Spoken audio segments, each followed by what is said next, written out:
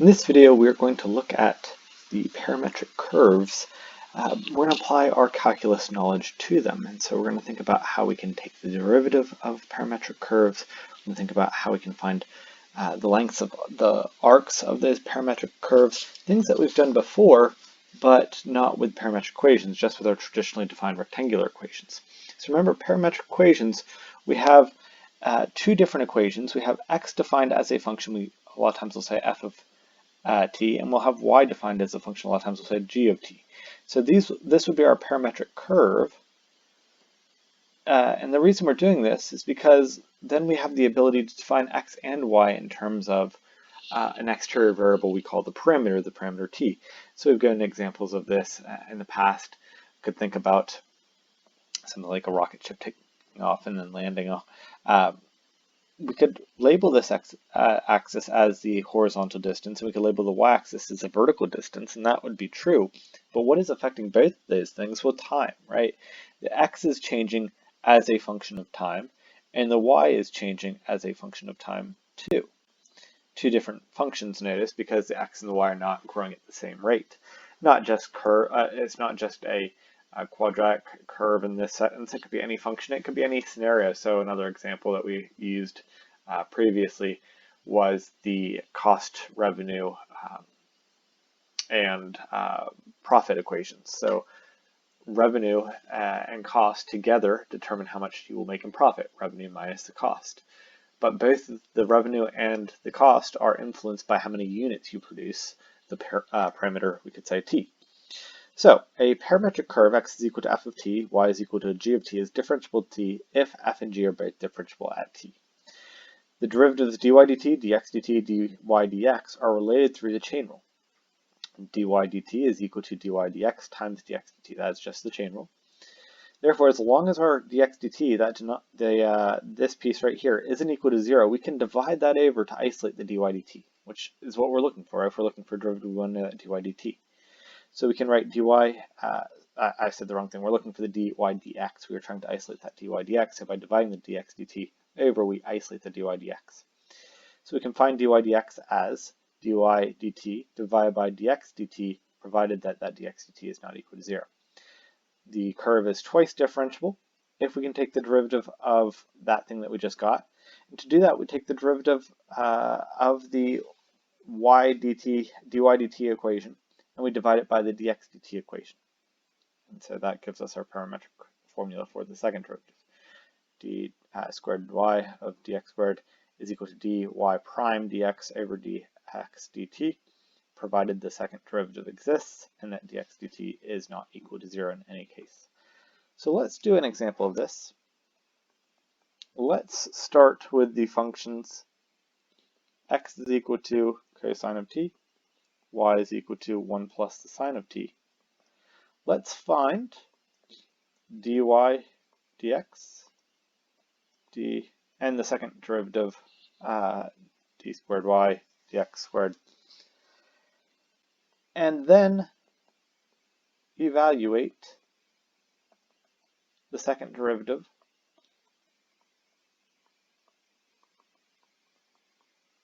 at t is equal to pi over 2. So just doing a few different things with it. So dy dx. Now remember, we can turn this into a rectangular equation, but then we have to think about the endpoints. We'd have to consider the domain and range. We'd have to solve for one of these for t, plug it in.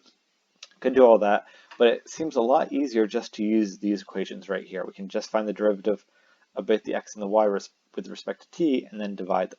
So let's start by finding dx dt. So the derivative of cosine is negative sine. And then dy dt, the derivative of 1 is 0, and then the derivative of sine is cosine. And so to figure out the dy dx, remember it is the dy dt divided by the dx dt. So we'd have cosine t divided by a negative sine t, and we can simplify this. Cosine over sine is a cotangent t. And that's our first derivative. Next, we want to find the second derivative. So the formula tells us we find the dy prime dx, so the derivative, or let me write that a better way, the derivative of the y prime. So we will need the derivative of y prime. And then on the bottom, it is the dx dt that we had already found. And so the only thing we need to find new here is the derivative of the y prime. So we're going to need to take the derivative of the negative cotangent t. The dx dt we already had, that was a negative sine t. So if we recall, the derivative of negative cotangent would be a positive cosecant squared of t, because our parameter is t, over negative sine t. And cosecant, remember, is just 1 over sine, and so if we bring that sine up to the numerator, this would be a negative cosecant cubed of t. And so there is our second derivative. And the last thing we're asked to do is to calculate the second derivative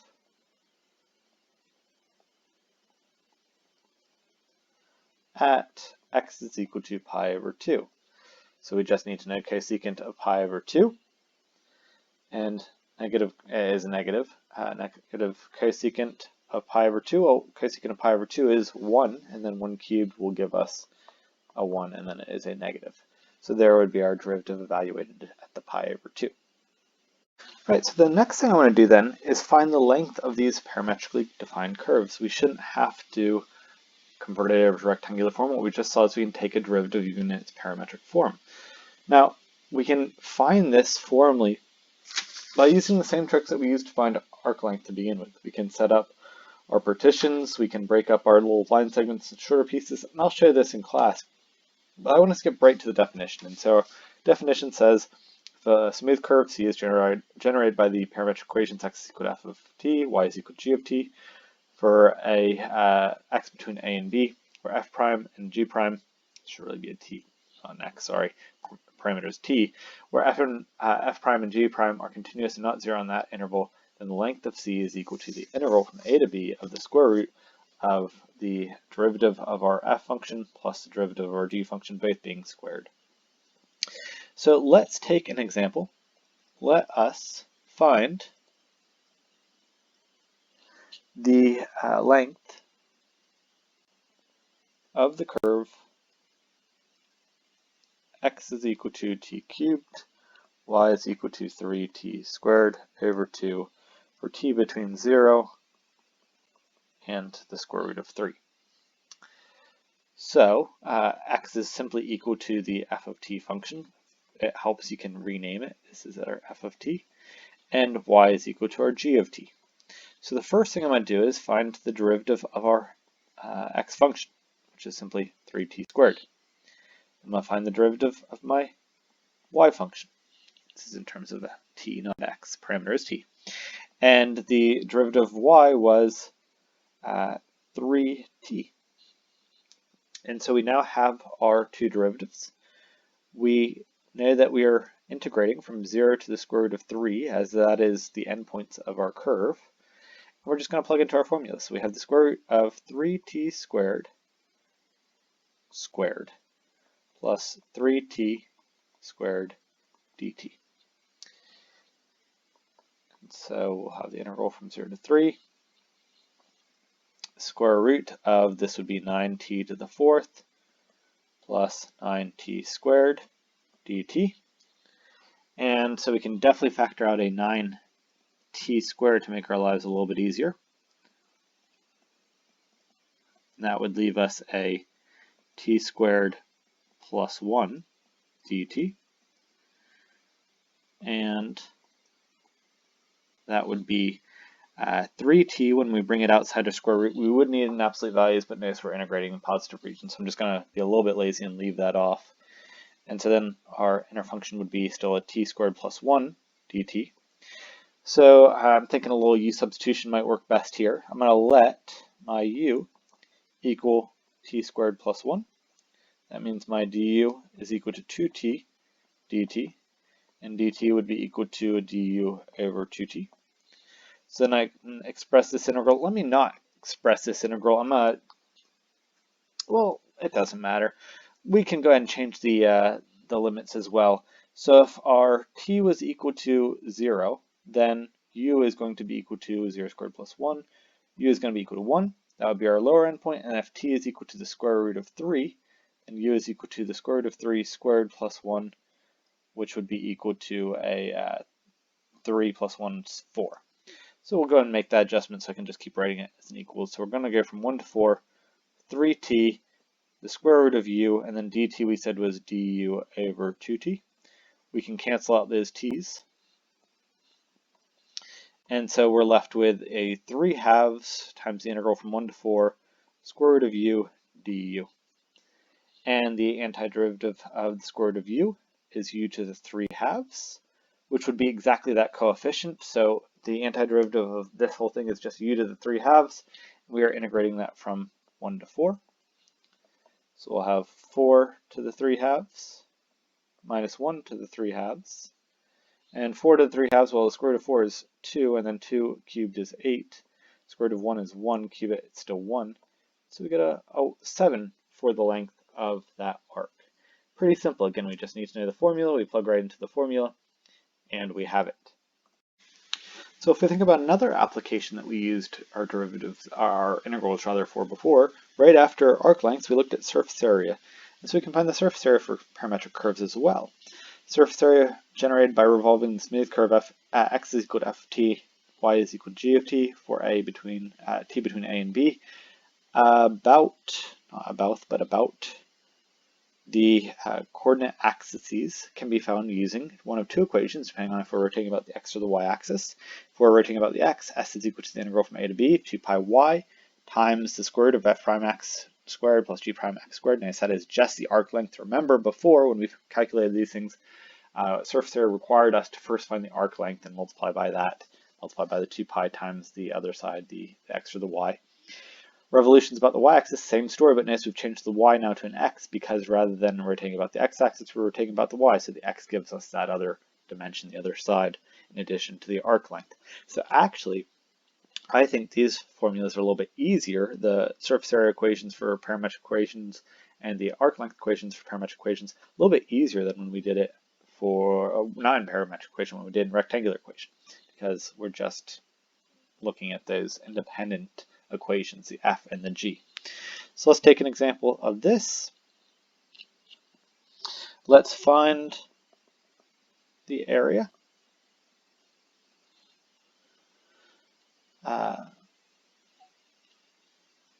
The area of the surface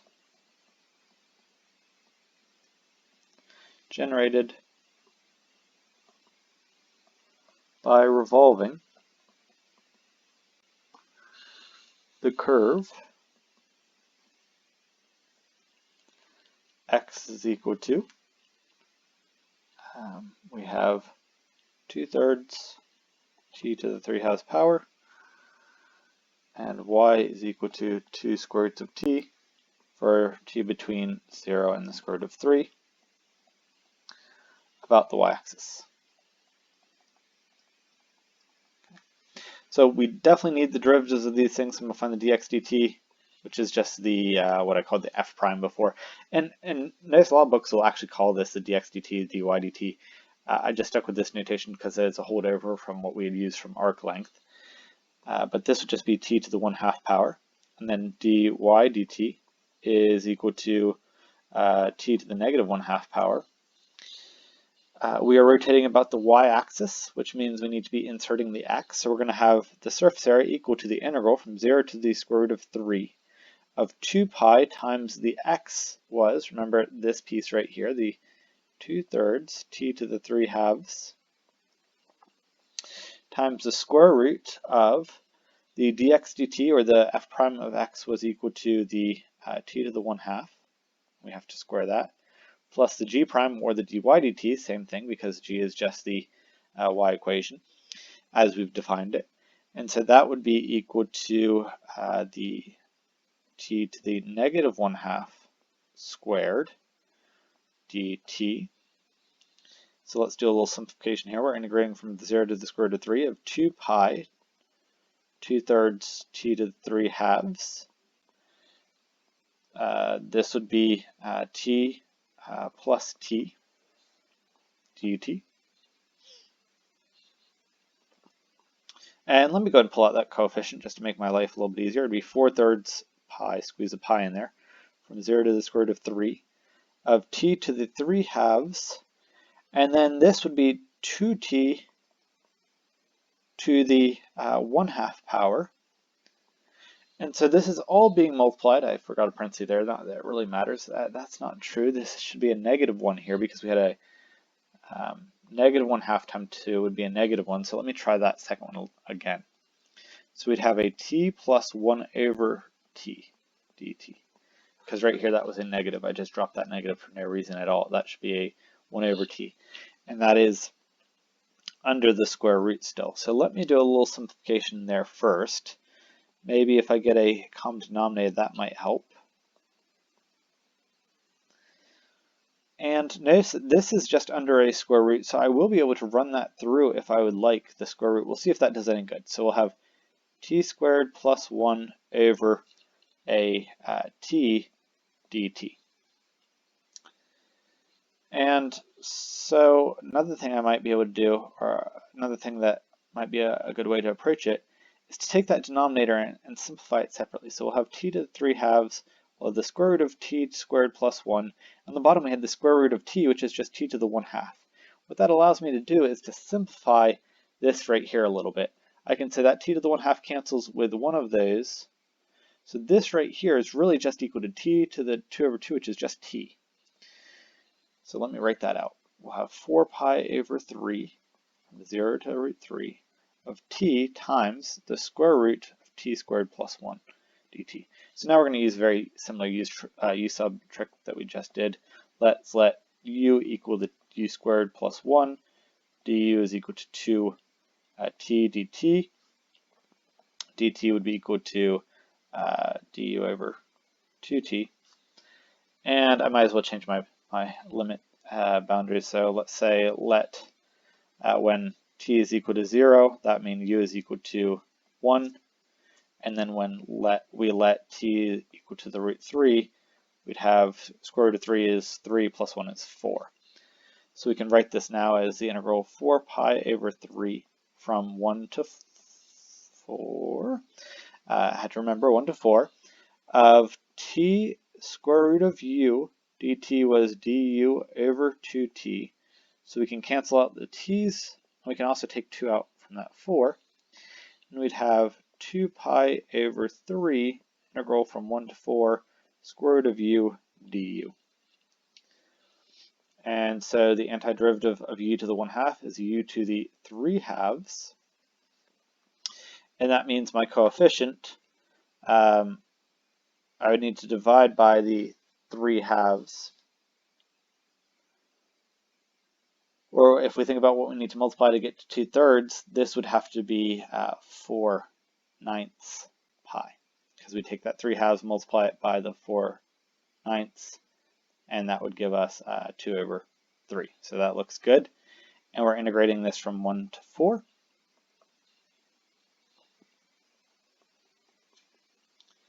So we'd have 4 to the 3/2 minus 1 to the 3/2. And so we'd have 4 pi over 9 times, this would be 2, 8, minus 1, 7. So we're getting that same 7 as before, but a different coefficient. 7 times 4 is 28 pi over 9. And there would be our surface area based on the revolution specified. So notice once we have these derivative formulas, it is just a matter of using those formulas. They're pretty straightforward. Any of the operations we could do before with our rectangular systems, we can do the exact same thing with these parametric curves.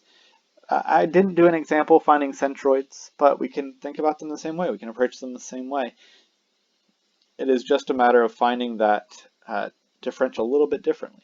And so we'll kind of see some examples of those as well, just look at the formulas. But hopefully what we see is really, I think these formulas are a little bit easier. They're a little bit more straightforward because we're defining the x and the y separately.